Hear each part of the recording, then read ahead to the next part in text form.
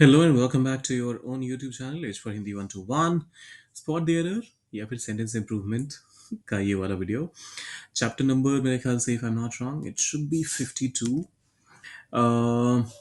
हाँ 52nd chapter है ये और इसमें हम देखने वाले हैं ये 8 स्टेटमेंट्स फटाफट से देखते हैं कि उनमें मिस्टेक्स क्या क्या हैं और आप कैसे इनको अवॉइड कर सकते हैं क्या क्या वो चीज़ें हैं जिनको आपको अवॉइड करना चाहिए पहला स्टेटमेंट आता है कि he should behave good with people उसे लोगों से अच्छे से पेश आना चाहिए तो ये देखने में तो आपको सही लग रहा होगा लेकिन इसमें दिक्कत क्या है बताता हूँ मैं आपको देखिए जब कभी भी आप गुड का इस्तेमाल करते हैं तो ये ध्यान दीजिए कि गुड एक एडजेक्टिव है जो कि कभी भी नाउन या फिर प्रोनाउन की विशेषता बताएगा वो कभी भी किसी एक्शन की विशेषता नहीं बता सकता तो ऐसे में जब आप कहते हैं ही शुड बिहेव गुड वो इनकरेक्ट हो गया क्योंकि यहां पर गुड बिहेव का एडजेक्टिव बनकर नहीं आ सकता बिकॉज ऑब्वियसली इसके लिए एडवर्ब का इस्तेमाल करना पड़ेगा और ऐसे में आपको वेल का इस्तेमाल करना चाहिए he should behave well with people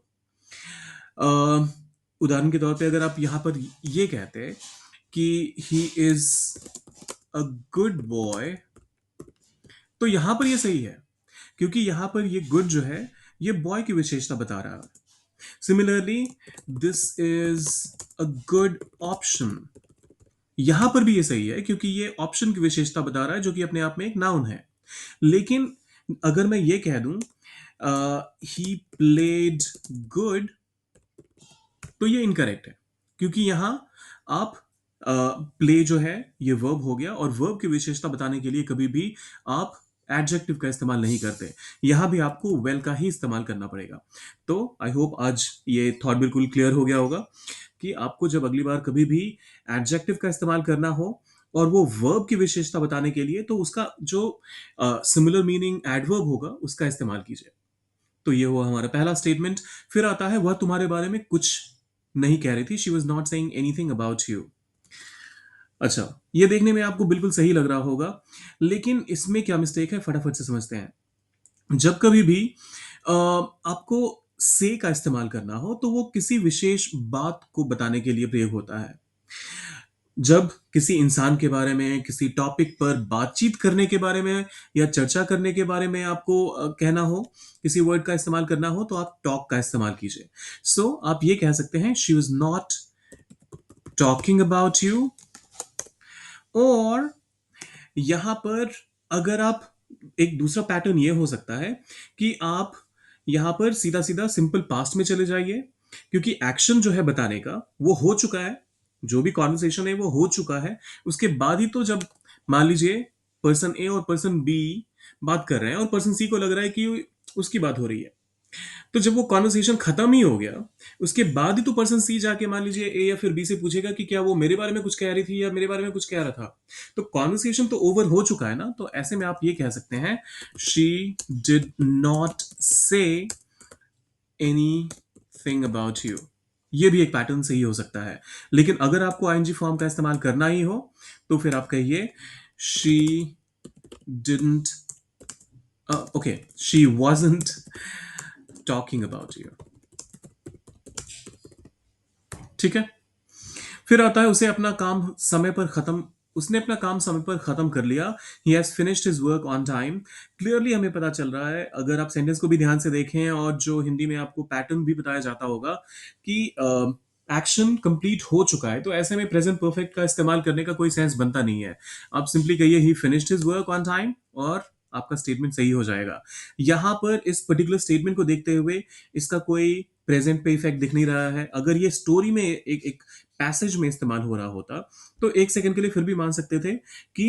he has finished his work क्योंकि पास्ट का एक एक्शन है उसका प्रेजेंट पे इफेक्ट आया तो इस वजह से इसको कुछ इस तरीके से पेश किया गया है लेकिन यहां पर ऐसा भी कुछ नहीं है तो इस वजह से ही finished his work on time ये सही रहेगा यह स्पष्ट है कि उसने अपने वादे को निभाया it is clear that he kept his promise hmm okay देखिए इसमें टेक्निकली अगर देखा जाए तो कोई मिस्टेक है नहीं क्योंकि जैसा मैं हमेशा कहता हूं प्रेजेंट प्लस पास्ट ये पॉसिबल है, ये कॉम्बिनेशन पॉसिबल है। हाँ, अगर ये सेंटेंस पास्ट से शुरू हुआ होता, it was clear that he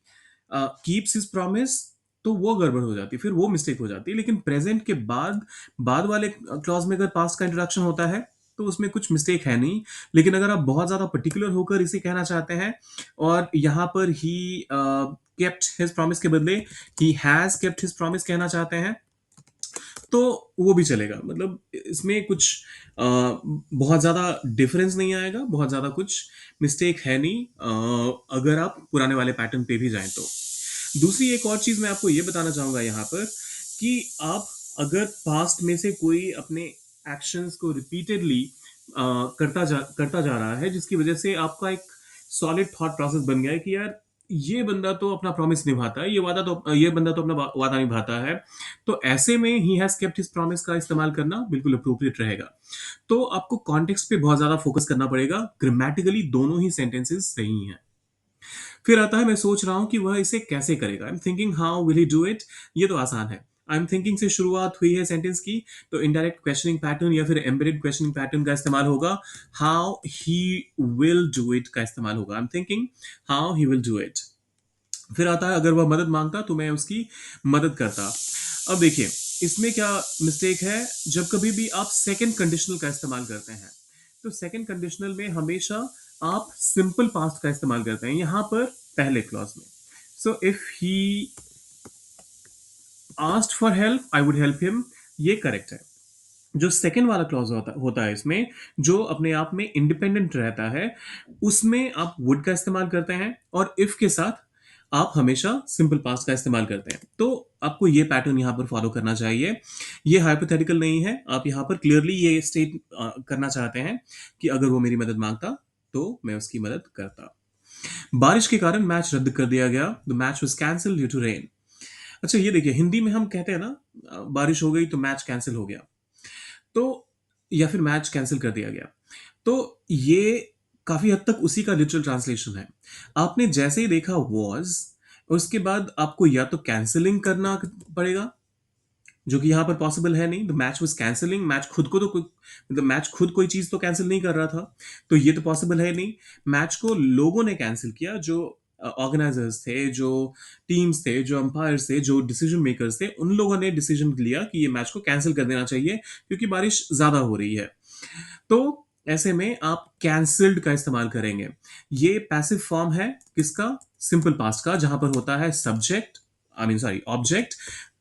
जो एक्शन रिसीव करता है, उसके बाद आप वॉज या फिर वर्क का इस्तेमाल करते हैं, और फिर उसके बाद आता है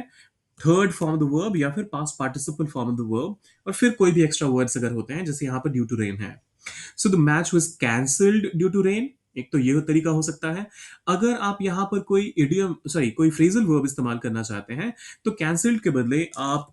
कॉल्ड ऑफ का भी इस्तेमाल कर सकते हैं, जिसका मतलब होता है किसी भी चीज को कैंसिल करना। दोनों ही तरीके सही हैं, आपकी मर्जी है, आप इनमें से कोई सा भी इस्तेमाल कर सकते हैं।